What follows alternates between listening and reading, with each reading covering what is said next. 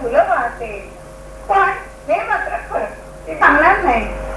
आता तू फुल वाहते त्यात मी असं सांगतो की तुला उत्तमात उत्तम फुल घेऊन ये. तुझ्याकडे जे कोरंटी असेल, गुलाब असेल, जे काय असेल ते, तसं मानस पूजेमध्ये तुझ्याकडे जे काय असेल त्या दिवशी तुला जे मला द्यावंसं वाटेल ते दाखव आणि ते मी खातो, ते मला दे. थोडे दिवसानंतर जेव्हा आल्या तेव्हा सांगितलं आता कसं मी तृप्त आहे, तुझी मानस पूजा पण मला पोचते आणि तू मला प्रसाद देते तो पण पोचतो. आणि काल परवा तू मला कच्चा पेरू दिला. अगदी बरोबर, माझ्याकडे दुसरं काही नव्हतं तेव्हा, कच्चा पेरू दिसला मला माणूस पूजेमध्ये आणि तो दिला, पण तो सुद्धा मी आवडीने खाल्ला. कच्चा पेरू दिला आणि तो मी आवडीने खाल्ला. हे ऐकल्याबरोबर त्या बाई एवढ्या खुश झाल्या, म्हणाले खरंच आहे, 2 दिवसापूर्वी कच्चा पेरू दाखवला तो माणूस पूजेमध्ये. म्हणजे तो फक्त भोगता जो आहे तो प्रेमात असतो. तुमची त्याच्यामध्ये भावना किती गुंतलेली आहे, प्रेम किती गुंतलेलं आहे आणि किती प्रेमाने तुम्ही तो मला खायला देता, हेच फक्त त्याला बघायचं असतं. आणि म्हणून प्रत्येकाला सांगतो, मी तुमच्या बरोबर सतत वावरत असतो, मी तुमच्यासाठी सतत उभा राहणार, पण त्याच बरोबर हेही लक्षात ठेवा, माझं एकच वाक्य फक्त लक्षात ठेवू नका, तुम्ही जे काय कराल ते माझ्यासाठी पूर्ण श्रद्धेने करा, पूर्ण श्रद्धेने मला अर्पण करा, म्हणजे ते मला पोचतं आणि मग मी तुमच्यासाठी उभा राहणार. नाही तर सर्वसाधारण काय, मी तुझा पाठीराखा आहे हे एवढंच फक्त लक्षात ठेवा, ते नको इतकंच लक्षात ठेवू, पुढचं अर्ध वाक्य लक्षात ठेवा. तुम्ही माझ्यावर पूर्ण श्रद्धा ठेवली तर मी तुमचा पूर्ण पाठीराखा राहील, हे दोन्ही वाक्य लक्षात ठेवा, म्हणजे पूर्तता आली त्याला. आणि म्हणून सगळ्यांना सारखा सांगत असतो, गीतेमध्ये पण अनेक वेळा कृष्णाने वेगळ्या वेगळ्या प्रकारांनी सगळं सांगितलेलं आहे. काल मी त्याला विचारलं, कृष्णा उद्या जायचंय ना आपल्याला, तर मी काय बघायचं का नाही?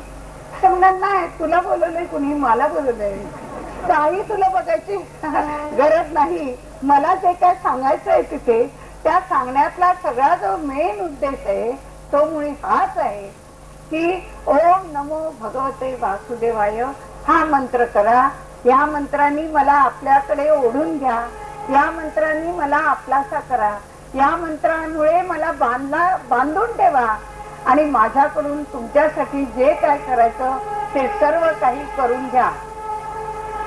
त्याप्रमाणे परत एकदा सांग म्हणतो की ओम नमो भगवते वासुदेवाय या मंत्राचा पुनरुच्चार करा आणि तो करत असताना पूर्ण श्रद्धेने अनन्या चिंतयन्तो मां ये जनाः पर्युपासते तेषां नित्याभियुक्तानां योगक्षेमं वहाम्यहम्. अनन्य भक्तिभावाने पूर्ण श्रद्धेने तुम्ही जेव्हा मला हात माराल त्यावेळेला तुमचा सर्व योगक्षेम मी चालवतो. योगक्षेमं वहाम्यहम्. एका कृष्ण भक्ताला अनेक वर्ष जगन्नाथपुरीत राहिलेले, पण त्यांना असं वाटलं योगक्षेमं वहाम्यहम् कसं, कारण मी उठून काहीतरी केल्याशिवाय ते घडणार आहे का? माधुकरी मागायला मला माझ्या पायाने गेल्याशिवाय कोण मला माधुकरी तिथे गेली आणि करोम्यहम् असं जेव्हा दिलं त्यावेळेला झालं. नियम असा होता, पहिला 7 दिवस माधुकरी मागायची आणि पहिल्या दिवशी गेले कुठे काही मिळालं नाही, बुद्धी रूपे मी संस्थिता त्याचं हे प्रतीक. दुसऱ्या दिवशी गेले कुठेही काही मिळालं नाही, तिसऱ्या दिवशी गेले काही नाही, पाऊस पडला चौथ्या दिवशी. असं करत करत 7वा दिवस उजाडाची वेळ आली. त्यावेळेला श्रीकृष्णाने सांगितलं, त्यांची मिसेस म्हणाली, पत्नी म्हणाल्या, मिसेस म्हणून नको म्हणतो, पत्नी म्हणाल्या आज मात्र मी जगू शकणार नाही, मला अन्न मिळालं नाही. पण हा भगवान श्रीकृष्ण म्हणजे प्रेमाचा पुतळा, तो असं कधी होऊच देणार नाही. खात्री, पण दाखवून द्यायचं होतं. असं दाखवून देतो प्रत्येक वेळेला. ते जेव्हा गेले तेव्हा पाठीमागे एक लहान बाळ 7-8 वर्षाचं मोठं ताट घेऊन आलं. माई माई, यांना उठायची ताकद नव्हती. हळूहळू हळू उठत बाहेर आल्या आणि सांगितलं, कोण रे बाळा तू? एवढं म्हणतात ते पाहतात तर यांनी जे योगक्षेमम वाङ्मयम फोडलेलं होतं, ते करोम्यम केलेलं होतं, त्या ठिकाणी बरोबर ह्या कपाळावर भेट पडलेली त्या मुलाच्या आणि घळाघळा रक्त वाहत. त्या बोलल्या, बाळा तुला कोणी मारलं? मला तुमच्या यजमानाने मारलं. काय? माझे यजमान तर मुलांच्यासाठी जीव की प्राण करतात त्यांना, आणि त्यांनी मारलं? नाही, ते मारणार नाही, पण तरी सुद्धा थांब बाबा, तुम्ही तुझं पुसून देते. म्हणून आज फडकं आणायला गेल्या. तेव्हा सांगितलं, माई हे तुम्हाला इथल्या प्रतिष्ठित माणसांनी सगळं जेवण दिलेलं आहे, ते ताट तिथे ठेवलं आणि निघाले. यांना काय तिथे थांबायची गरज भासलीच नाही आणि भासणारही नाही.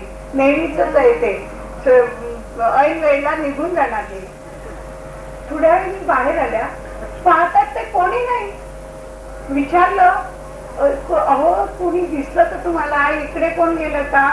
ते बघा, इतक्यात यजमान अगदी खंत करत आलेले होते, काहीही मिळालेलं नव्हतं. आणि सांगितलं, अहो तुम्ही काय त्या बाळाला मारलं? अगो, मी बाळाला मारीत नसा, मी नाही मारलेलं. मी नाही काय, त्याच्या कपाळातून घळघळ रक्त वाहत होतं. आणि त्यांनी हे पाहे गावच्या कुबेरांनी हे ताट पाठवलेलं आहे, पंचपक्वान्नाचं ताट. ते बाळ घेऊन आलं होतं. काय?